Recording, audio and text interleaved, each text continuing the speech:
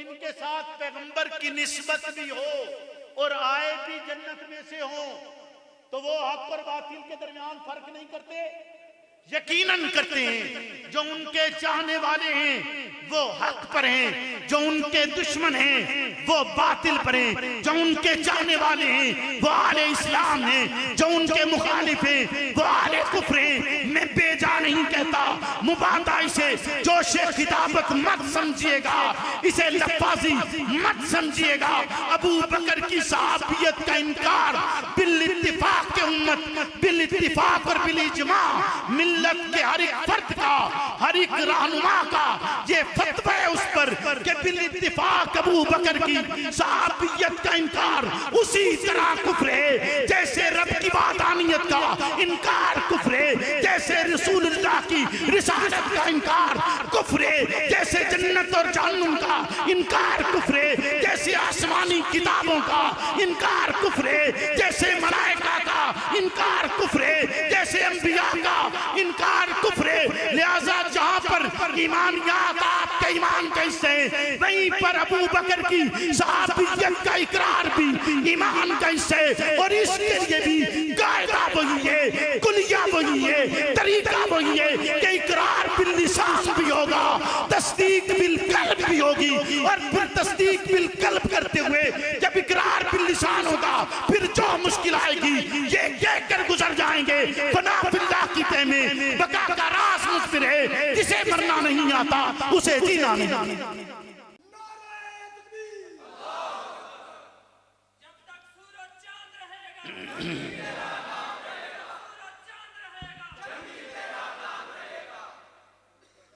हम्दुलिल्लाहि ताला अव्वलन व सानिया वलीनान सना इलैहि सानिया वस्सलातु वस्सलामु अला अफज़लिर रुसुलि मुहम्मदिन व आलिहि मुसल्लिया मुहम्मदिन व आलिहि मुसल्लियन फी हुल्बतिस सलवाति मुजल्लियन व मुसल्लिया। अम्मा बाद फ़ौज़ बिल्लाहि मिनश शैतानिर रजीम बिस्मिल्लाहिर रहमानिर रहीम। ज़ालिकल किताबु ला रैब फ़ीहि हुदल लिल मुत्तक़ीन। क़ाला नबी सल्लल्लाहु अलैहि वसल्लम अस्हाबी कन्नुजूम फ़बियहिम मुक़्तदैतुम इह्तदैतुम औ कमा क़ाल सदक़ल्लाहु व सदक़ रसूलुहुन नबियुल करीम। दुरूद पाक पढ़ें।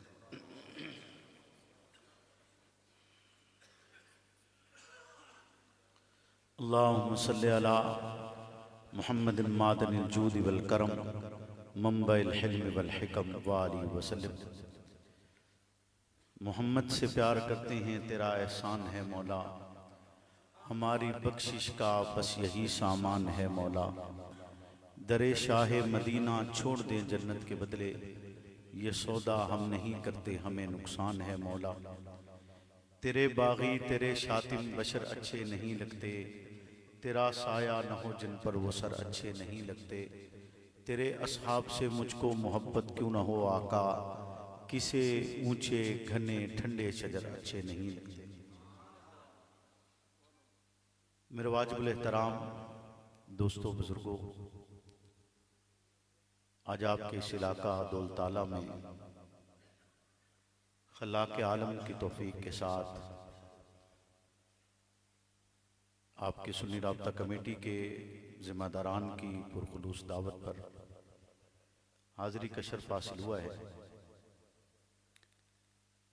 खल्लाक़ आलम से दुआ गो हूँ कि वो मुझे हक और सच कहने की तौफीक अता फरमाए, और हक और सच कहने के बाद मुझे और आपको उस पर अमल पैरा होने की भी तौफीक अता फरमाए।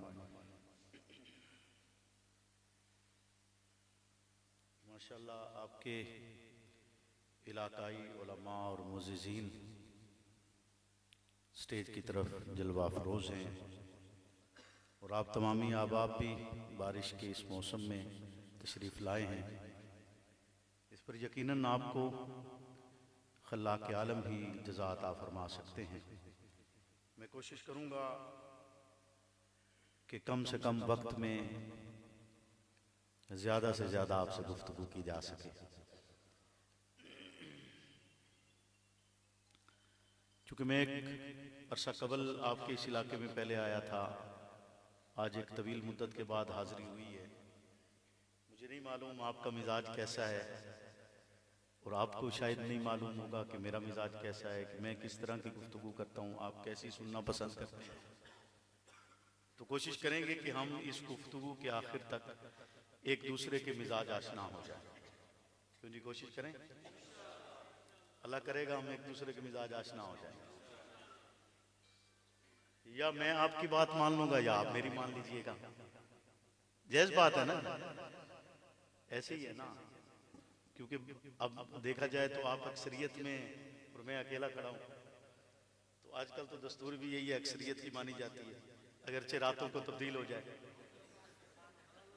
होता तो यही है ना कि रात को अक्सरियत किसी की होती है, दिन में किसी की हो जाती है।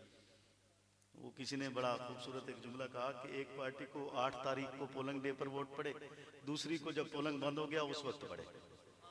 ऐसा होता रहता है, खैर दुनिया का एक निज़ाम है।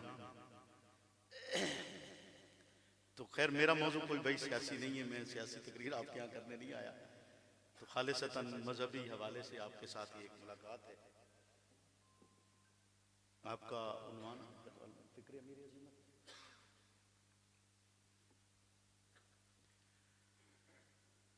बतौर मुसलमान मेरी और आपकी एक जिम्मेदारी है।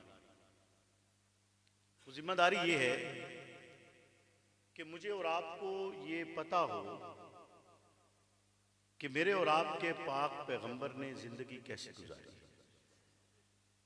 हम अक्सर व बेशतर आपकी सीरत का तज़किरा करते हैं और आप सुनते भी होंगे, और यकीनन आप इसमें जो है वो दिल जमी के साथ और मोहब्बत के साथ इस कोशिश में भी लगे होंगे कि ज्यादा से ज्यादा रिसालत पनाह के हालात आपको मालूम हो जाए।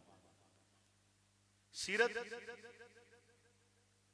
महज आपके हुस्न जमाल का तज़किरा नहीं है। सीरत एक हमाजेत मौजू है जो आपकी जिंदगी के तमाम पहलुओं का अहाता करता है। वो आपकी माशरती जिंदगी, समाजी जिंदगी, आपकी खानगी जिंदगी, आपकी सियासी जिंदगी, और वो सिर्फ आपकी मां समान उम्री नहीं है, बल्कि वो उम्मत मुस्लिमा के लिए एक मशअल राह है जिस रास्ते पर चलते हुए उम्मत मुस्लिमा कामयाबी हासिल करती है। और बतौर मुसलमान मेरी और आपकी ये जिम्मेदारी है कि मुझे और आपको रिसालत पनाह के हालात मालूम होने चाहिए, क्योंकि आपकी जिंदगी इतनी बेहतरीन और इतनी रोशन है कि जिसकी बदौलत इंसान दुनिया और आखिरत दोनों में कामयाबी हासिल कर सकता है। महज उखरवी कामयाबी नहीं है उसमें दुनियावी कामयाबी भी मौजूद है। आपकी पैदाइश से लेकर आपके इस दुनिया से पर्दा फरमाने तक तमाम तर हालात को जानना जरूरी है। ये हालात तकरीबन 3 हिस्सों पर मुश्तमिल है। पहला हिस्सा आपके ऐलान नबूवत से कबल का है।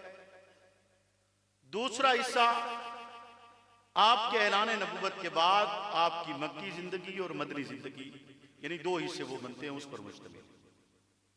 और मैंने एक लफ्ज़ इख्तियार किया, इस्तेमाल किया है कि ऐलान नबूवत से कबल का ज़माना, आगाज़ नबूवत नहीं था, क्योंकि नबी पैदाइशी नबी होता है। रात को इश्तिहार पर लिखने से नबी नहीं बना करता, अलकाबात देने से एक रात को जिसको चाहा जितना मर्जी बड़ा लक़ब दे दिया जाए, कौन आजकल पूछने वाला है। इस तरह नबी नहीं बनते। नबी को अल्लाह बनाते हैं और वो पैदाइशी नबी होते हैं। जैसे हजरत ईसा अलैहिस्सलाम अपने बचपन में बोले ना, और उन्होंने क्या कहा, काला नहीं, मैं अल्लाह का बंदा हूं। उस उम्र में बोले। और ये बात हम अक्सर व बेशतर बतलाते भी हैं। इसकी मिसाल भी पेश की जाती है कि जी ये नबूवत का मौजज़ा है। हजरत ईसा अलैहिस्सलाम का ये मौजज़ा है कि उन्होंने दूध पीने की उम्र में गुफ्तगू फरमाई। ऐसे ये मौजज़ा है ना। तो हमें जानना चाहिए कि वो पैगंबर जो नबियों का सरदार बनाकर इस दुनिया में भेजे गए हैं, जिन्हें सबसे आला और अरफा पैगंबर बनाया गया है, उनकी जिंदगी के हालात क्या थे? आपके मिलाद से लेकर, मिलाद का इंकार तो नहीं करते आप लोग भाई? क्यों जी? मेरी एक आदत ये भी है, मैं थोड़ा थोड़ा सवाल भी करता हूँ दरमियान में। महसूस तो नहीं करेंगे? महसूस तो नहीं करेंगे भाई? अगर महसूस करेंगे तो मुझे आपने बता देना, मैं सवाल नहीं करूँगा, क्योंकि मैंने आपसे कहा कि हम दोनों ने एक दूसरे के मिजाज आशना होना है। इसलिए अगर कोई सवाल आपको नागवार गुजरे तो आपने बता देना। मिलाद का इनकार तो नहीं ना करते? मिलाद तो हुआ है ना आपका? बोलिए ना। आपकी मिलाद से लेकर आपके इस दुनिया से पर्दा फरमाने तक के हालात जानने चाहिए कि नहीं जानने चाहिए? क्या आपका मिलाद हुआ किस खानदान में हुआ, किस कबीले में हुआ, वो कबीला करता क्या था, उसका बुदोबाश कैसा था, आप किस इलाके में पैदा हुए, उस इलाके के लिए कौन सा नाम इस्तेमाल किया जाता है, उस नाम का माना और मतलब क्या है, उस इलाके का तर्ज जिंदगी कैसा था, उनका बुदोबाश क्या था, उनका इलाह कौन था, आया वो उस जमाने के अफराद दीन इब्राहिमी पर मौजूद थे या दीन इब्राहिमी के अंदर बिदात और रसूमात को इख्तियार करते हुए उसकी शक्ल को यकसर तब्दील कर चुके थे। वो अफराद जो इस इलाके में रहते थे, जिस माहौल में रिसालत पनाह का मिलाद हुआ है, आपकी पैदाइश हुई है, और जिस घर में आपकी पैदाइश हुई है, उस घर की अजमत और रिफत क्या थी, उसकी बुलंदी क्या थी, और आपकी पैदाइश के साथ कौन कौन से वाकयात वजूद पजीर हुए, कौन से मौजज़ात का ज़हूर हुए, आपकी पैदाइश के अमल से लेकर आपका दूध पीने की उम्र है, आपका बचपन है, आपका लड़कपन है, गर्ज आपकी जिंदगी के तमामी हालात से वाकफियत जरूरी है। मिसाल के तौर पर मैं तफसीली बात इस उन्वान पर नहीं करना चाहता, मैं दो बातें अर्ज करना चाहता हूं कि एक आपका खानदान कि हजरत जिब्रील अमीन आपके पास आए और अर्ज की कि अल्लाह के हबीब, मैंने मशरिक और मगरिब में गोता लगाया, लेकिन मैंने आप जैसा कोई नहीं पाया। आप जैसा मशरिक और मगरिब में गोता लगाया, आप जैसा, और आप इतने बाकमाल हैं कि अगर आप किसी भी महफिल में मौजूद होते, उस महफिल में मौजूद कोई भी शय आपसे ज्यादा अफजल नहीं होती। आप अगर लोगों के दरमियान मौजूद हैं, किसी का कद बड़ा है, किसी का छोटा है, लेकिन जब रिसालत पनाह मौजूद होते तो कद में आप ही सबसे बड़े महसूस होते। आप रास्ते पर चल रहे होते और सूरज निकला हुआ होता, यानी आप महफिल समझ लें कि महफिल यही समझ लीजिए कि आप एक रास्ते से गुजर रहे हैं और उस लम्हे में गिरदो नवा में मौजूद हर एक शय मोहम्मद रसूलुल्लाह से अदना महसूस होती थी और मोहम्मद रसूलुल्लाह उससे आला महसूस होते थे कि आप रास्ते पर चल रहे हैं, सूरज पूरी आबोताब से निकला हुआ है, तो सूरज की तमाजत आपके रुख अनवर के सामने मांग पड़ जाया करती थी। चांद निकला हुआ है, चांद की खूबसूरती और उसकी रोशनी आपके रुख अनवर और आपकी मौजूदगी में मांग पड़ती थी। अत्ता के अबू हुरैरा के अल्फाज आपने पहले सिमात किए हुए हैं कि हजरत अबू हुरैरा कहते हैं चांद को भी देखा है और आपको भी देखा है, और अल्फाज ये अदा किए कि तू सोना न पे सोना आपकी जात बाबा। तो साथ ही साथ जिब्रील अमीन के कहते हैं कि मैंने मशरिक और मगरिब में गोता लगाया, मशरिक और मगरिब में गोता लगाया, आपके खानदान जैसा खानदान भी नहीं पाया है, आपके खानदान जैसा खानदान भी नहीं पाया। आप इस कायनात की सबसे खूबसूरत तरीन शख्सियत है। हर नबी जो जिस जमाने में आते हैं, हर नबी अपने जमाने का बेहतरीन आलिम होता है, सबसे ज्यादा हसीन होता है। हर नबी अपने अपने जमाने बेहतरीन आलिम, उससे बड़ा आलिम कोई नहीं। हर नबी अपने जमाने में जब मौजूद होते हैं तो उससे ज्यादा हसीन कोई और नहीं होता, और वो इज्जत और शर्फ वाले खानदान में आते हैं। उनके खानदान बुरे नहीं होते, उन पर कोई तोहमत नहीं होती, कोई इल्जामात नहीं होते, उनके खानदानों को बुरी निगाह से नहीं देखा जाता। इज्जतों रिफतों वाले खानदान थे। और जब पैगंबर तशरीफ ला रहे हैं हजरत मोहम्मद रसूलुल्लाह, जो तमाम अंबिया के सरदार हैं, यूं कहा जाए कि दुनिया में जितने बेहतरीन आए थे अंबिया, सबके सरदार, यानी बेहतरीनों के सरदार, सबसे ज्यादा हसीनों के सरदार, यानी जितने आला तरीन अफराद आए उनमें से सबसे ज्यादा हसीन और सबसे बेहतरीन। हत्ता कि मुल्ला अली कारी रहमतुल्लाह अलैह लिखते हैं कि रिसालत पनाह के हुस्न से पर्दे कयामत के रोज उठाए जाएंगे, और एक दो पर्दे नहीं उठेंगे, 70,000 पर्दे उठाए जाएंगे, और हर एक पर्दे के उठने के बाद लाखों गर्दनें ऐसी होंगी जिन्हें जहन्नम से आजाद कर दिया जाएगा। आप ही के बचपन का एक वाक्य है, जैसे आपने ये सुना कि हजरत ईसा अलैहिस्सलाम बचपन में बोले, ये ईसा अलैहिस्सलाम का मौजज़ा है। और रसूल अकरम सल्लल्लाहु अलैहि वसल्लम जब दाई हलीमा के पास होते तो दाई हलीमा ये कहती कि आप दूध पीते हुए मुकम्मल दूध न पिया करते, और एक हिस्से से पीते, दूसरा हिस्सा अपने रिजाई भाई के लिए छोड़ा करते। ईसा का बोलना मौजज़ा है, मोहम्मद का अदल करना मौजज़ा नहीं है। अदल करना मौजज़ा नहीं कि बचपन की सालत। तो रिसालत पनाह की जिंदगी के ये वाक़यात जानना इसलिए जरूरी है कि महबूब की हर एक बात महबूब होती है, और महबूब का हर एक तज़किरा महबूब होता है। जब महबूब की बातें होती हैं तो उनसे मोहब्बत बढ़ने का जरिया बनती है। लिहाजा आपके बचपन के हालात जानना जरूरी, किस इलाके और माहौल में आए जानना, बोलिए ना, जानना जरूरी।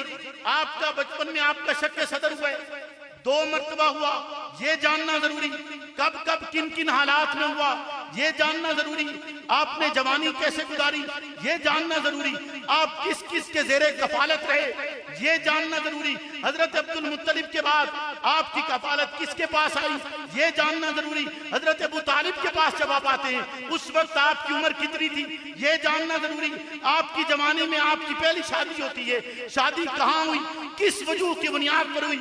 आप तिजारत के लिए गए, तिजारत का रास्ता आपने कौन सा इख्तियार किए, आप तिजारत के लिए किस इलाके में गए, आपका रफीक सफर कौन था, तिजारत करते हुए आपको माल में नफा हुए या नुकसान हुए, आपने तिजारत किन उसूलों की बुनियाद पर किए।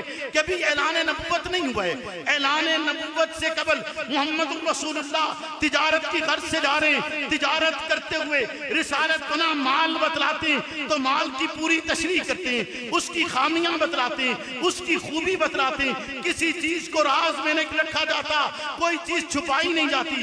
बगैर छुपाए जो माल हकीकत में मौजूद था उसकी हकीकत बतलाते हुए मोहम्मद रसूलुल्लाह उसको फरोख्त करते हैं। तिजारत के उसके माल में आपको नफा हुआ या नहीं हुआ, वापस आने के बाद जो गुलाम आपके हमरा उस मालिका का था जिसका सामान लेकर आप तिजारत की गर्ज से गए, उसने आकर आपकी मदद सराई किस अंदाज में किए, उसने क्या जवाब दिए, उसने क्या क्या बयान किए, आपका किस अंदाज से तारुफ करवाए, आपकी मदद को किस तरह बयान किए कि इस लम्हे में अभी मोहम्मद रसूलुल्लाह ने ला इलाहा इल्लल्लाह का प्रचार नहीं किया, ला इलाहा इल्लल्लाह की तबलीग नहीं की। अभी मोहम्मद रसूलुल्लाह के लिए मासूम मिन खता के अल्फाज इस्तेमाल नहीं किए जा रहे थे, मबूस मिनल्लाह के अल्फाज इस्तेमाल नहीं किए जा रहे थे, मुफ्तरिजुद्दात के अल्फाज इस्तेमाल नहीं किए जा रहे। इस लम्हे में तो रिसालत पनाह अभी ऐलान नबुव्वत नहीं किए हुए। अब तक तो जो लोग आपको देख रहे हैं वो आपकी दयानत को देखते हैं, आपकी सदाकत को देखते हैं, आपके इखलाक को देखते हैं, आपको वादा वफा करने वाला देखते हैं, आपके खानदान को देखते हैं, आपके कबीले को देखते हैं। गर्ज 40 साल आपकी जिंदगी का एक एक गोशा मोहम्मद रसूलुल्लाह की लम्हा बलम्हा मदा सराई करता हुआ, लम्हा बलम्हा तारीफ करता हुआ, लम्हा बलम्हा खूबियां बयान करता हुआ, लम्हा बलम्हा तौसीफ करता हुआ, लम्हा बलम्हा आपको बेहतरीन बतलाता हुआ वो 40 साल जमाना नजर आते जिसमें नबुव्वत ने भी ऐलान नबुव्वत भी नहीं किया, जिसमें अभी पैगंबर मोहम्मद रसूलुल्लाह कहकर मुखातिब नहीं किए जाते बल्कि मोहम्मद बिन अब्दुल्लाह के नाम से जाने जाते। उस लम्हे में एक बेहतरीन किरदार पेश करके उम्मत मुस्लिमा को पैगाम दिए कि तबलीग करने से कबल इखलाक और किरदार पेश किया जाए।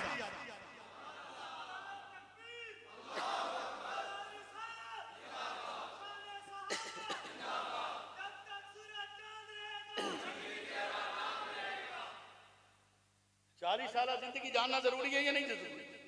बोलो ना, बोलो ऊंचा, बोलो ऊंचा। कुछ हम मिजाज होते जा रहे हैं जी, हम मिजाज हो रहे हैं कि नहीं हो रहे? क्यों नहीं मुफ्ती साहब? कुछ ना कुछ हम मिजाज हो रहे हैं, आहिस्ता आहिस्ता आ रहे हैं, या मैं तब्दीली करूं? बोले ना, तब्दीली करूं या आप मेरे मिजाज आशना होते जा रहे हैं? साथ साथ फिर जवाब देंगे, पक्की बात है। ये जानना जरूरी है, लेकिन इन 40 सालों का मुझसे और आपसे सवाल नहीं है। चल समझिए कि नहीं समझ? नहीं समझ। जानना जरूरी है, लेकिन इन 40 सालों का मुझसे और आपसे सवाल नहीं होगा। सवाल होगा पैगंबर की 29 साला जिंदगी के हिस्से का। ये हिस्सा आपकी जाती जिंदगी, इज्तिमाई जिंदगी, समाजी जिंदगी, मुआशरती जिंदगी का हिस्सा है। और इसके मुताबिक आपकी जिंदगी अगरचे काबिले तासीन है, अगरचे लायके तासीन है, अगरचे मदा वाली है, अगरचे तारीफ वाली है, लेकिन पैगंबर का इरशाद ये है कि ये जो 23 साला जिंदगी है, तुमने इत्तिबा इसकी करनी है, इत्तिबा इसकी करनी है। अब इस 23 साला जिंदगी की इब्तिदा इन अल्फाज के साथ अगरचे हो रही है कि इकरा बिस्मि रब्बिकल लज़ी खलक, पढ़िए अपने रब के नाम से जिसने पैदा किए। अगरचे इब्तिदा इन अल्फाज के साथ हुई और रिसालत पनाह को पैगाम दिया गया। रब ने बतलाया कि आप अल्लाह के नबी हैं, आखिरी रसूल हैं, आप मोहम्मद, आपने अब से अब आपकी सारी जिंदगी खत्म हो चुकी है। अब आपकी जिंदगी को इस्लामी जिंदगी कहा जाएगा, अब आपकी जिंदगी को उम्मत की जिंदगी कहा जाएगा, अब आपकी जिंदगी को राहबर की जिंदगी कहा जाएगा, रहनुमा की जिंदगी कहा जाएगा, पेशवा की जिंदगी कहा जाएगा।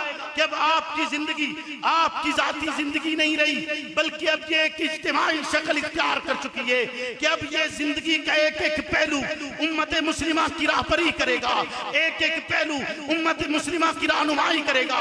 और इसीलिए पैगंबर की इस जिंदगी का तज़किरा करते हुए अल्लाह के आलम अपनी लारेत किताब में अल्फाज इख्तियार करते हैं कि लक़द कान लकुम फी रसूलिल्लाहि उस्वतुन हसना, तुम्हारे लिए अपने रसूल की जिंदगी में बेहतरीन उस्वा है, बेहतरीन नमूना है, बेहतरीन मिसाल मौजूद है कि रिसालत पनाह फरान की चोटी पर खड़े होकर इरशाद फरमाते हुए कहते हैं कि जो 40 साल तुम्हारे दरमियान रहा, तुम बतला दो तुमने किस तरह का पाया है। जवाब ये था आप सादिक हैं, जवाब ये था आप अमानतदार हैं, जवाब ये था आप बाइखलाक हैं, जवाब ये था आप बावफा हैं, जवाब ये था आप वादा इफा करने वाले हैं। रिसालत की 40 साला रोशन जिंदगी, उसको बुनियाद बनाते हुए रिसालत बनाने ऐलान किया, कूलू ला इलाहा इल्लल्लाह मुफ्लिहून, फलाह पाना चाहते हो, फलाह पाने के लिए ला इलाहा इल्लल्लाह कहना पड़ेगा। बुतों की मौजूदगी में कहा है, रिसालत बनाने ला इलाहा, रुअसाए कुरैश की मौजूदगी में कहा है, कुफ्र के सरदारों के दरमियान डट कर कहा है, खड़े होकर कहा है, ऐलान करके कहा है, न झुकते हुए कहा है, अजीमत के रास्ते पर चलते हुए कहा है। पैगंबर ने पैगंबरी का रास्ता चुना, फिर रास्ते में कांटे आए, बर्दाश्त किए, पत्थर आए, बर्दाश्त किए, तकलीफ आई, बर्दाश्त किए। पैगंबर की ये 23 साला जिंदगी, आपकी मुआशरती जिंदगी, आपकी इस्लामी जिंदगी, आपकी मक्की और मदनी जिंदगी उम्मत की राहबरी के लिए है, और इसके लिए उम्मत से सवाल भी होगा। उम्मत से सवाल भी, बोले ना, होगा कि नहीं होगा?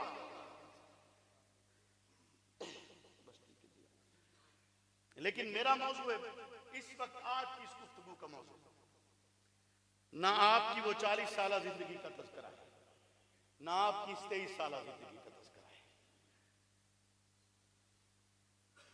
गल समझियो कि नहीं समझी? नहीं समझे? नहीं समझे कि मैंने अब तक कितनी गुफ्तगू की? ये तमहीदी गुफ्तगू है। मैं तकरीर नहीं की थी, तकरीर में शुरू नहीं की थी, मैं तो तमहीद सुनाइए। मैं तो आपको मिजाज आशना करना हो तो कुछ ना कुछ सुनाना पड़ता है ना, क्यों जी? तो मैंने अभी आपको तमहीदी गुफ्तगू की है आपसे कि ये जिंदगी का एक पहलू और दूसरा पहलू, ये दोनों जानना जरूरी है। दोनों जानना जरूरी हैं, लेकिन मेरा आज की इस गुफ्तगू का ये मौजू नहीं है।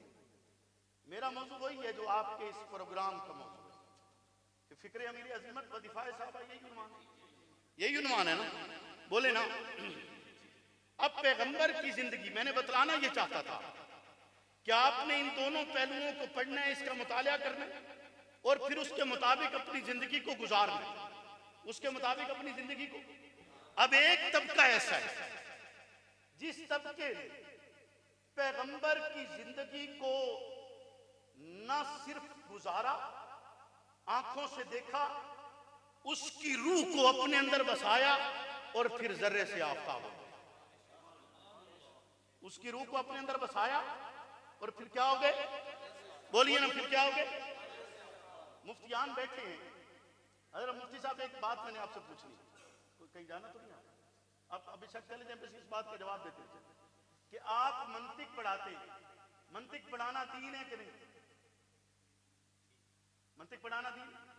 उसूल फिका पढ़ाना दीन है कि नहीं? उसूल की जो आप तालीम दे रहे हैं, उसूल हदीस पढ़ाना दीन है कि नहीं? बस अब आप बेशक भले जा सकते हैं। मैं मुफ्ती साहब से फतवा लिया, चूंकि मैं फतवा दे नहीं सकता, मैं इसलिए बात आप ये रखे ना सुबह के, यार मौलाना आप अपनी तरफ से बातें करते रहे। बात समझ में आ रही? उसूल का बयान, यानी जब उसूल बयान किए जाते हैं, दीन क्यों है? मंतिक का बढ़ाना दीन क्यों है? इसलिए कि वो दीन के उसूल का जरिया, उसूल दीन, उसूल फिका पढ़ाए जाते हैं, इसलिए कि वो फिका को समझने का जरिया। और फिका क्या है? फिका, फिका क्या है? दरअसल तो मसाइल है, जिन मसाइल की बदौलत आप अपनी इबादत को दुरुस्त करते हैं, ऐसे ही है। फिका के अंदर जो भी चीजें हैं, मैं उस बहस में जाऊंगा तो लंबा हो जाएगा काम, कि उसमें इमाम और आइम्मा के मुख्तलिफ नजरियात और मुख्तलिफ अकायद, उन पर बात करते चले जाएंगे तो बात बड़ी लंबी हो जाएगी, लेकिन हम उसको मुख्तसर करते हैं। दरअसल फिका कुरान मजीद और अहादीस से रसूलुल्लाह से अखज़ करदा मसाइल को कहा जाता है। ऐसे ही कोई जाती नजरियात नहीं है, वो भी जाती नजरियात नहीं है। दरअसल क्या है कि कुरान और हदीस से उम्मत की रहनुमाई के लिए और उम्मत की आसानी के लिए मसाइल को अखज़ करके उम्मत के सामने रख दिया गया कि आप इसके मुताबिक अपनी जिंदगी गुजारेंगे तो आपकी जिंदगी आसान भी होगी और शरीयत के मुताबिक गुजर भी जाएगी। ठीक है, यही मकसद है ना फिका का। अब बात उसूल की हो रही है, बात फिका की हो रही है, बात उसूल और फिका की हो रही है, तो बात किसकी हो रही है? उसूल और फिका की हो रही है? नहीं। जब बात उसूल और फिका की हो रही हो तो इसका मतलब है बात मोहम्मद रसूलुल्लाह की हो रही है। बात किसकी हो रही है? मोहम्मद रसूलुल्लाह की हो रही है। बात अगरचे अल्फाज, मसला तो फिका का बयान किया जा रहा है, लेकिन बयान क्यों किया जा रहा है कि ये दीन किसका है? मोहम्मद रसूलुल्लाह, इसलिए बयान किया जा रहा है। कुरान मजीद फुरकान हमीद की एक आयत मुबारक है, इन्ना अंज़लनाहु फी लैलतिल क़द्र, हमने इसे लैलतुल क़द्र में उतारा। किसे उतारा जी? ऊंचा ऊंचा ऊंचा ऊंचा, किसे उतारा? कुरान। कहा तो नहीं अल्लाह ने, कहा है इन्ना अंज़लनाहु फी लैलतिल क़द्र। लैलतुल क़द्र में क्या होता है? आप कह रहे हैं कुरान उतारा, अल्लाह ने तो नहीं कहा। तो बोलो ना भाई, अल्लाह ने कहा यहाँ जी? मैं आपको गलत तशरीह नहीं करने जा रहा, परेशान ना हो जाए। बड़ा सीधा सीधा दीन जो चलने वाला बंदा, मैं कोई उसकी गलत तशरीह नहीं करने जा रहा, लेकिन यहाँ अल्लाह ने कहा है कि कुरान उतारा जी। इन्ना अंज़लनाहु फी लैलतिल क़द्र, हमने इसे लैलतुल क़द्र में उतारा। किसे? कुरान। लेकिन ये आप और मैं बतला रहे हैं, हमें भी बतलाया गया ना, रिसालत पनाह ने बतलाया, लेकिन यहाँ पर लफ्ज़ कुरान जिक्र में मौजूद नहीं। पर समझ में क्या आया? बोले ना, समझ में क्या आया? अंज़लना कहने से, नाजिल के लफ्ज से, उतरने के लफ्ज से, वही इलाही से, कलामुल्लाह से, लफ्ज आयत से, जिसका माना तो निशानी है, लफ्ज रुकू टुकड़े से, समझ में क्या आया? बोले ना, कुरान समझ में आया। किसी ने कहा जी ये बात सिपारे में लिखी हुई है, या सिपारा उठा के लाओ, समझ में क्या आता है? हालांकि सिपारा कहा जाता है 30वें हिस्से को कुरान को याद करने की आसानी के लिए उसके हर हिस्से को उसके 30 हिस्से कर दिए गए ताकि बच्चे उसको आसानी से याद कर सके। ये 30 हिस्सों की तकसीम बाद में कुरान ने की है। और सिपारा फारसी जुबान का लफ्ज है। सिपारा कहने से यानी फारसी जुबान का लफ्ज कहने से भी समझ में क्या आया कुरान लफ्ज हदीस कहा जाए, समझ में रसूलुल्लाह का फरमान आता है ना, ऐसा है या नहीं है? यानी लफ्ज हदीस कहें, समझ में रसूलुल्लाह का फरमान आए या आपका फेल समझ में आए, लफ्ज सुन्नत कहा जाए, समझ में रसूलुल्लाह का अमल आता है, लफ्ज अंज़लना कहा जाए, समझ में कुरान आता है, लफ्ज वही कहा जाए, समझ में कुरान आता है, कलामुल्लाह कहा जाए, समझ में कुरान आता है, लफ्ज आयत कहा जाए, समझ में कुरान आता है, लफ्ज रुकू कहा जाए, समझ में कुरान आता है, लफ्ज सिपारा कहा जाए, समझ में कुरान आता है, अंज़लना के अल्फाज से समझ में कुरान आए, बात फिका की हो, समझ में कुरान आए, तुम्हें इन सारी चीजों से कुरान समझ में आ जाए, लफ्ज हदीस कहने से मोहम्मद समझ में आए, लफ्ज सुन्नत कहने से मोहम्मद समझ में आए, तो फिर मैं क्यों ना कहूं, जब हम अली कहते हैं समझ में मोहम्मद आते हैं, हम उस्मान कहते हैं समझ में मोहम्मद आते हैं, हम उमर कहते हैं समझ में मोहम्मद आते हैं, हम अबू बकर कहते हैं समझ में मोहम्मद आते हैं, तो मैं ये कहूं तो बेजा नहीं होगा कि जिक्र सहाबा भी जिक्र मोहम्मद है।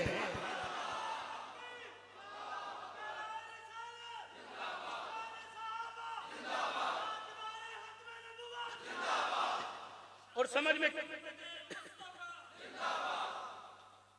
में क्यों ना आए, अल्लाह रब्बुल इज्जत इरशाद फरमाते हैं अपनी लारैब किताब में कि ज़ालिकल किताबु ला रैब फीह, मेरी जो ये किताब है ये ऐबों से पाक है, बेहतरीन है, बेमिसाल है, इसमें कोई फितना नहीं, कोई झूठ नहीं।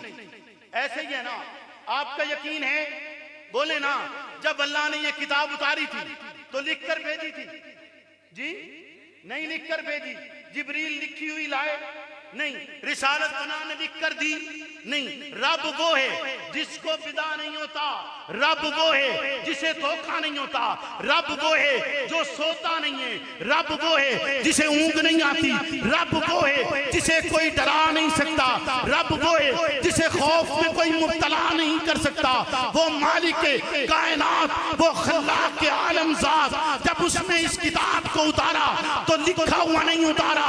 जब जिब्रील लाया, जिब्रील वो जो गलती नहीं करता, एक मदार में घूमते, उस रब का पैदा करता हुआ सूरज मदार में घूमे, क्योंकि हुक्म उसका है, चांद मदार में घूमे, हुक्म उसका है, सितारे अपने मदार में रहे, हुक्म उसका है, जमीन अपने मदार पे घूमे, हुक्म उसका है। तो उसका बनाया हुआ जिब्रील अपने मदार से बाहर कैसे निकल सकता है? जो ड्यूटी रब ने उसकी लगाई वो उसी ड्यूटी पर चल रहा है, उस वक्त से चलता रहे, जहां तक कहा गया वहां तक चला, जिस तक भेजा उस तक पहुंचा। किरामन कातिबीन को रब ने जो ड्यूटी लगाई वो वहीं पर मौजूद, मुनकिर नकीरों की जो रब ने ड्यूटी लगाई वो वहीं पर मौजूद। जब मलाइका अपनी ड्यूटी से बाहर नहीं जा सकते, गलती नहीं कर सकते, रब ने जिब्रील को क्यों नहीं हुक्म किया कि जिब्रील लिख कर दे दे?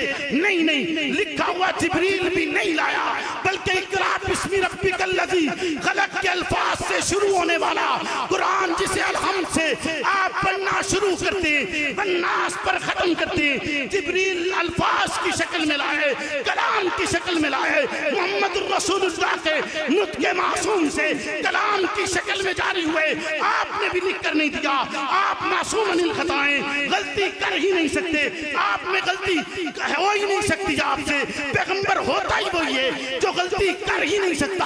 आपने भी लिख कर नहीं दिया, रब ने फिर क्यों कहा ज़ालिकल किताबु ला रैब फीह? रब ने ये क्यों नहीं कहा ज़ालिकल कलामु ला रैब फीह? कलाम क्यों नहीं कहा?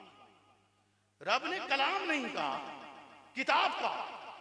आप भी समझते हैं किताब किसे कहा जाता है? समझते हैं? बोले ना, किताब किसे कहते हैं जी? जो लिखी हुई हो ना। हिसाब किताब करते हो या नहीं करते? बोलो ना। हिसाब कहते हैं गिनने को, किताब कहते हैं जी? किताब कहते हैं लिखने को, जो लिखा हुआ हो उसे किताब कहा जाता है, जो बोला जाए उसे कलाम कहा जाता है। रब भेजे कलाम, जिब्रील लाए कलाम, मोहम्मद रसूलुल्लाह नुत्के मासूम से इरशाद फरमाए तो कलाम। तो रब ने ये क्यों कहा कि ज़ालिकल किताबुल ला रैब फीह?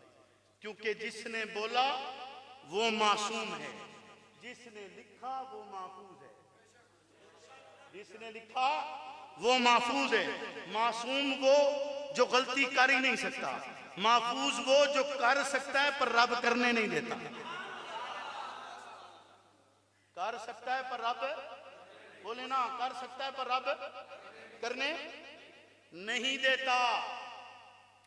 तो पैगंबर ने जो 23 साल मेहनत करके एक जमात तश्कील दी, जिसने पूरी रूह बसाई है सीरत की अपने अंदर, जिसने पूरी रूह अपने अंदर सीरत की बसाई, और इतनी बसा छोड़ी कि पैगंबर ने कहा कि अस्हाबी कन्नुजूम, इतनी बसाई है ना। आपकी सीरत का अक्स था तो हुजूर ने कहा, बोले ना, आपकी सीरत का अक्स था तो हुजूर ने कहा। हजरत अब्दुल्लाह इब्ने अब्बास कहते कि एक दिन वो अज़वाज मुताहरात में से किसी के पास गए तो उनसे पूछा, कहा कि आपके पास सरकार की कोई शय है? तो उन्होंने कहा मेरे पास एक आईना है हुजूर का। वो आईना उठा के लाई, सरकार ने उसमें देखा हुआ था। आपने जब आप हयात थे तो आपने उसमें, यानी दुनियावी हयात की बात कर रहा हूं, तो आपने उसमें देखा था। अब जब हजरत अब्दुल्लाह इब्ने अब्बास ने उठाया और उसमें देखा तो हजरत अब्दुल्लाह इब्ने अब्बास को अपनी शक्ल नजर नहीं आई। अपनी शक्ल, बोले ना, अपनी शक्ल नजर, उसमें क्या नजर आए? सरकार। क्या नजर आए? बोले ना, जिस शीशे में हुजूर देखें उसमें आपका अक्स नजर आए, और जिन लबों को हुजूर चूसे, बोले ना, उनमें आपका अक्स ना हो, उनमें आपका अक्स, ये आप ही का अक्स है। तो हुजूर ने कहा कि सैयदा शबाब आले जन्ना, ये अक्स पैगंबर की वजह से है। इसलिए कहा ना कि ये जन्नती जवानों के सरदार हैं। जिसके लब सरकार चूसे, जिसके लिए सरकार सिजदा लंबा करें, उसमें आपका अक्स नहीं होगा। जिसके लिए खुतबा छोड़े, उसमें आपका अक्स नहीं होगा। जिसकी एड़ी पे लुआब लगाए जी, जिसकी एड़ी में लुआब लगाए उसमें अक्स नहीं होगा? होगा ना, बोलिए ना, अक्स होगा कि नहीं होगा? अक्स होगा ना।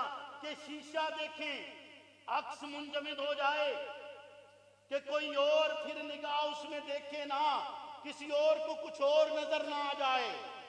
नहीं समझिएगा जी? यानी जिसे मोहम्मद मोहब्बत से देख ले उसमें फिर कुछ और नजर आ सकता, बोलिए कुछ और नजर आ सकता नहीं है।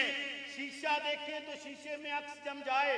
साहबा कहते हैं जब दौराने दर्स रिसालत पना मुस्कुरा पड़ते, हम समझ जाते कि आपकी निगाह अबू बकर की निगाह से टकरा चुकी, आपकी निगाह अबू बकर की निगाह से टकरा चुकी है। चूंकि जब सरकार फरमाते थे, दर्स देते थे, तो उस वक्त सहाबा गर्दनें उठाकर नहीं बैठते थे, गर्दनें झुका कर बैठते थे। आपके चेहरे अनवर की तरफ देखा नहीं करते थे वो। इंतहाई अदब का आलम था। तो वो 23 साला मेहनत, 23 साला जद्दोजहद जिसे पैगंबर ने तैयार किया और उम्मत की राहबरी के लिए, और ऐसा तैयार किया कि खल्लाक के आलम कहते हैं कि मोहम्मद रसूलुल्लाह वल्लज़ीना माअहु अशिद्दाउ अलल कुफ़ार रुहमाउ बैनहुम तराहुम रुक्कान सुज्जदा, के रब कहते हैं मोहम्मद के हमरा जो हैं वो दुश्मनों के लिए सख्त, अपनों के लिए मेहरबान, तराहुम रुक्कान सुज्जदा। उनको अगर तूने देखना है तो वो तुझे रुकू में नजर आएंगे, तुझे सिजदे में नजर आएंगे, बोलिए ना। और वो सिजदे और रुकू में क्यों है? यब्तगून फज़लन मिनल्लाहि व रिज़वाना, वो रब का फजल और उसकी रजा को तलाश करते, और इन सुजूद और रुकू का असर उनके चेहरों पर नजर आता है। इस रुकू और सुजूद का असर उनके चेहरों पर नजर आता है। रब ने उन्हें हिज़्बुल्लाह कहा, रब ने उन्हें मुफ्लिहून कहा, रब ने उन्हें सादिकून कहा, रब ने उन्हें गवाह कहा है, रब ने उन्हें अनमतारीम का मिस्ताक करार दिए, रब ने उनके ईमान जैसा ईमान लाना लाजिम करार दिए, इस उम्मत की राहबरी और हिदायत के लिए शर्त करार दिए। ईमान लाना है तो मुखातिब करते हुए खल्लाक के आलम कहते हैं आमनू बिमिस्लि मा आमनतुम, ईमान लाना चाहते हो उन जैसा लाओ जैसा अबू बकर, उमर, उस्मान और अली और 1,44,000 कमोबेश वो मुकद्दस नफूस लाए और लाकर दुनिया को बतलाए, पैगाम दिए। मोहम्मद को चाहा जाना सहाबा को कहा जाते, मोहम्मद से मोहब्बत करना सहाबा को कहा जाते। उन्स और ईसार की एक लासवाल मिसाल को पेश कर छोड़े कि उम्मत में ऐसी मिसाल फिर असहाब रसूल के बाद कोई पेश नहीं करता। ऐसी बेहतरीन मिसाल, ऐसी बेहतरीन मिसाल। बोलिए ना, हक बनता है या नहीं बनता हूं? और किरदार से साबित किया, बातों से नहीं किया, बातों से नहीं किया। ये नहीं कहा कि हम सिर्फ रसूलुल्लाह के साहबा हैं लिहाजा हमारी ताजीम करते चले जाओ, किरदार पेश किया हुआ। आप समझते हैं कि उनमें से किसी को इक़्तिदार का लालच था? बोलिए ना, किसी को इक़्तिदार का लालच था? वोटों की गिनती से जीते थे? नहीं नहीं नहीं, ऐसा नहीं है।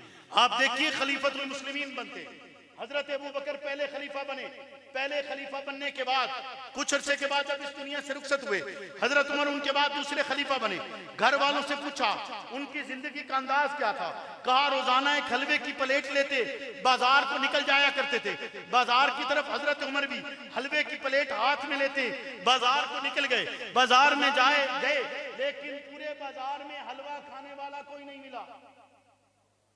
बोले ना, आपने ये तो सुना कि 22 लाख मुरब्बा मील की हुकूमत में चोरी नहीं होती थी, सुना हुआ है ना, चोरी नहीं होती थी। 22 लाख मुरब्बा मील की हुकूमत में कोई एक तरफ से दूसरी तरफ सोना लेकर जाता, उसे लूटा नहीं जाता था, ये तो सुना है। लेकिन अबू बकर का दौर है, हलवा खाने वाला भी नहीं मिलता, यानी हलवे का मुस्तहिक भी, लोग इतने खुशहाल हैं कि हलवे का मुस्तहिक नहीं मिल रहा।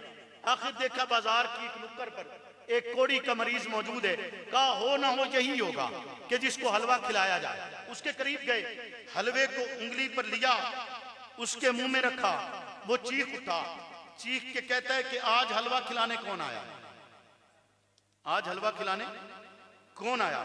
कहा पहले जो आते थे हमारे खलीफतुल मुस्लिमीन थे, अब मैं उनका नायब हूं, इसलिए अब मैं आया हूं।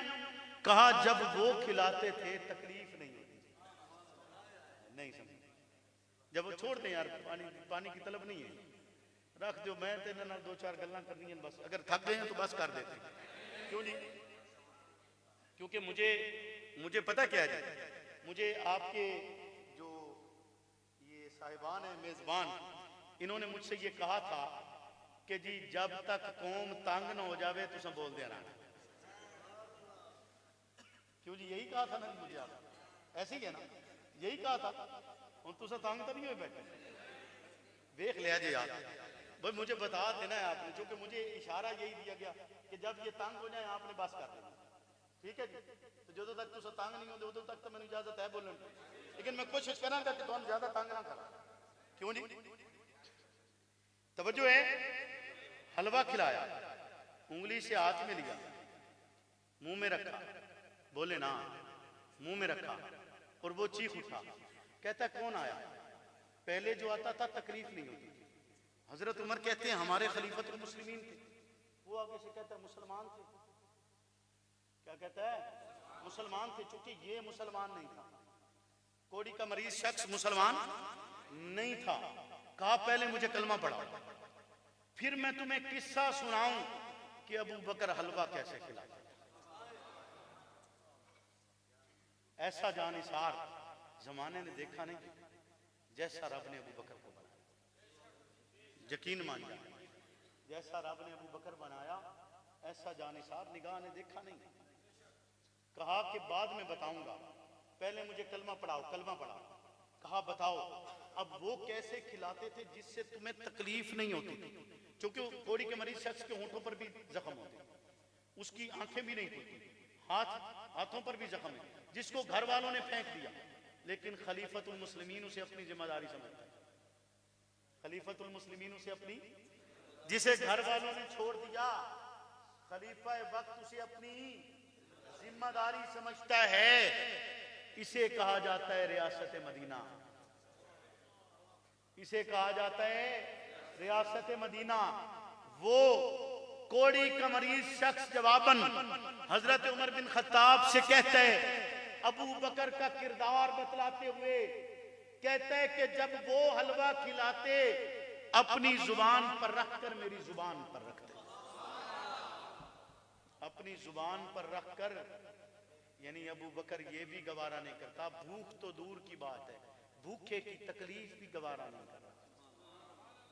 उम्मत का फर्ज है ना, बोलिए। और मुसलमान भी नहीं, मुसलमान भी नहीं। और अबू बकर ने सारा वक्त जब तक उस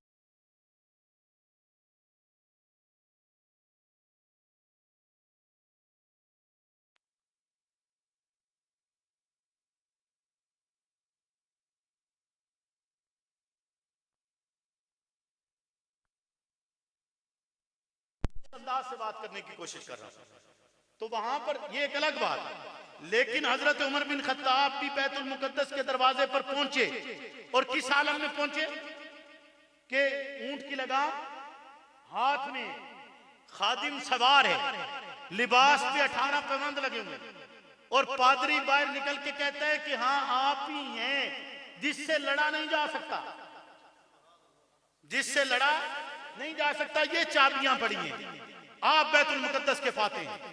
बगैर लड़े बैतुल मुकद्दस फतह हुआ, वजह किरदार थी। वजह क्या था? नबुव्वत की तरबियत की बदौलत किरदार। अब कितने साल गुजर गए, पैगंबर को इस दुनिया से रुखसत हुए, लेकिन आपके किरदार की मिसाल आखिरी सहाबी जब तक इस दुनिया में जिंदा रहा, आपके किरदार की मिसाल पेश करता रहा। उसने आपके किरदार से रूगिरदानी नहीं की है, पूरी जिंदगी नहीं की, और उम्मत को पैगाम भी यही है। आज मेरे और आपके लिए भी खालिक का पैगाम यही है कि वो बेहतरीन उसवा हसना है, उनके नक्शे कदम पर मुझे और आपको चलना है। यकीनन वो मुकद्दस जमात पैगंबर के रास्ते से बदली नहीं, और आज भी बातिल और कुफ्र और हक के दरमियान फर्क करने वाली जमात है। असाए मूसा, आपने सुना होगा मूसा अलैहिस्सलाम के पास एक असा मौजूद था, जिस असा के साथ उन्होंने जादूगरों को शिकस्त दी थी। वो असा इतना बाकमाल हुआ, रब की मेहरबानी से हुआ।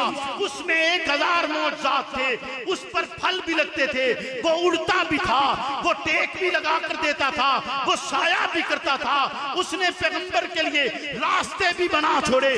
वो असा जो मूसा अलैहिस्सलाम के हाथ में था, सिर्फ निस्बत पैगंबर की वजह से रब ने कहा यही असा फेंक दीजिए। वो जन्नत से नहीं आया था, असाए मूसा जन्नत से, यानी मूसा दा असा जन्नत चू भी ना आवे, निस्बत रसूल दी वजह तो इतना बाकमाल हो जाए, इतना बाकमाल हो जाए कि 1000 मौजज़ात उसमें मौजूद हों, और जो आया ही जन्नत से हो,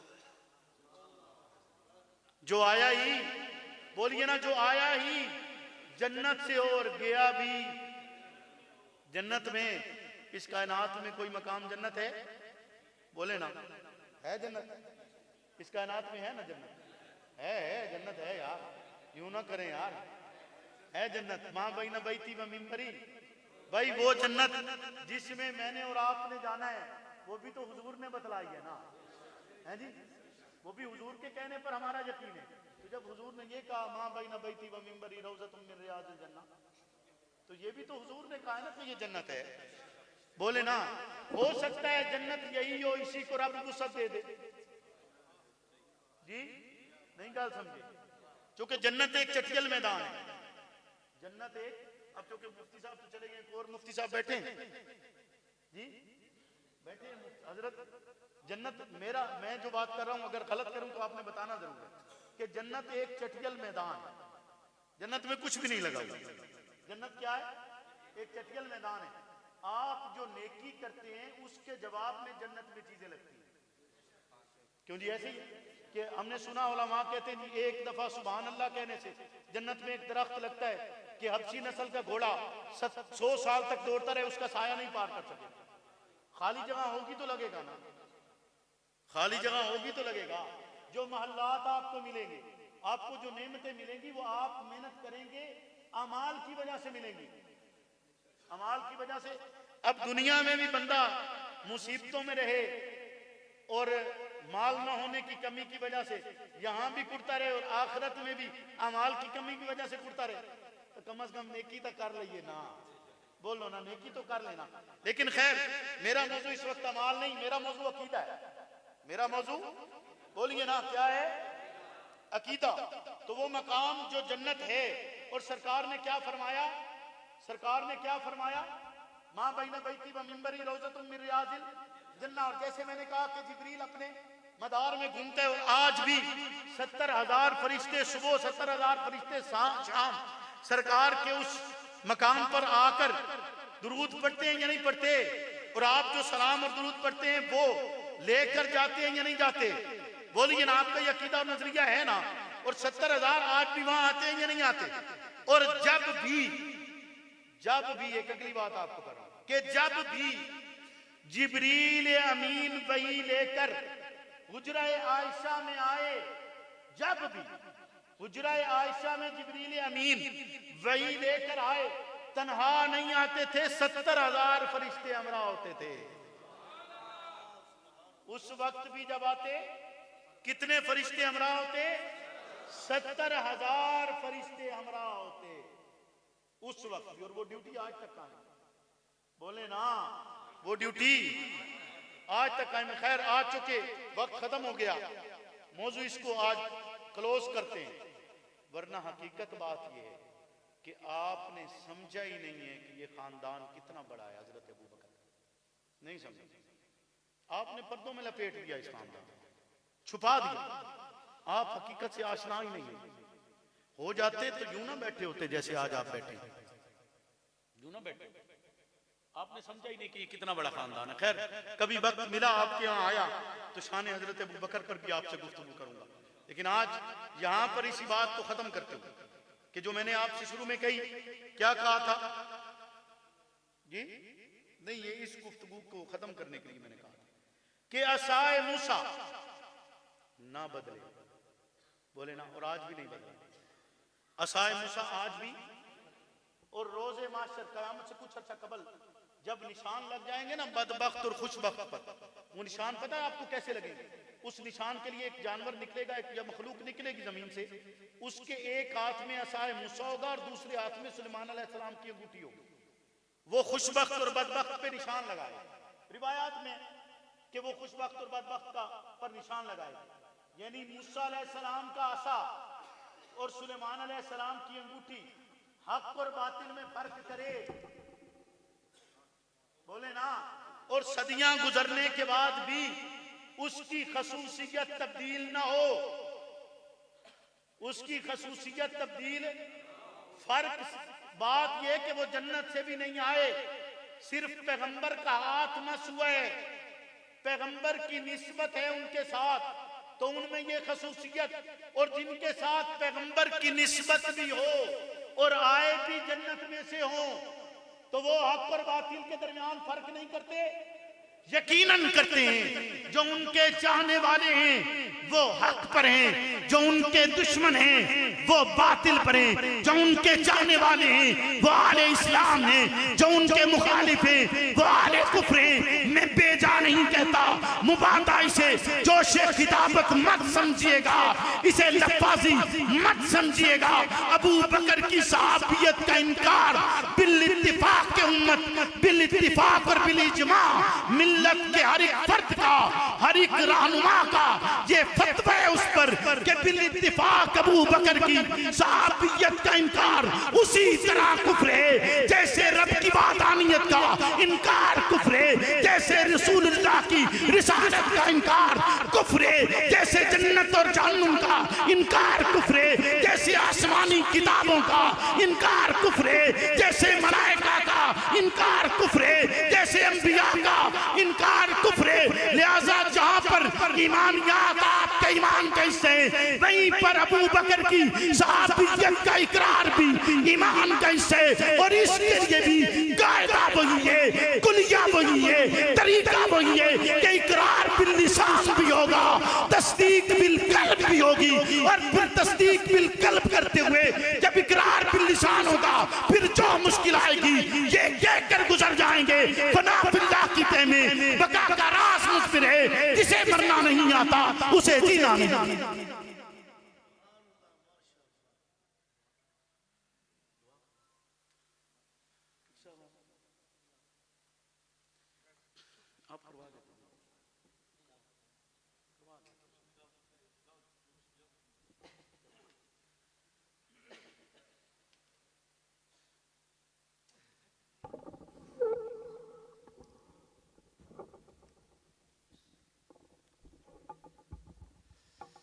आमीन। अल्लाहुम्मा सल्ली अला मुहम्मदिन नबील उम्मी व अला आलिहि वसल्लिम तस्लीमा।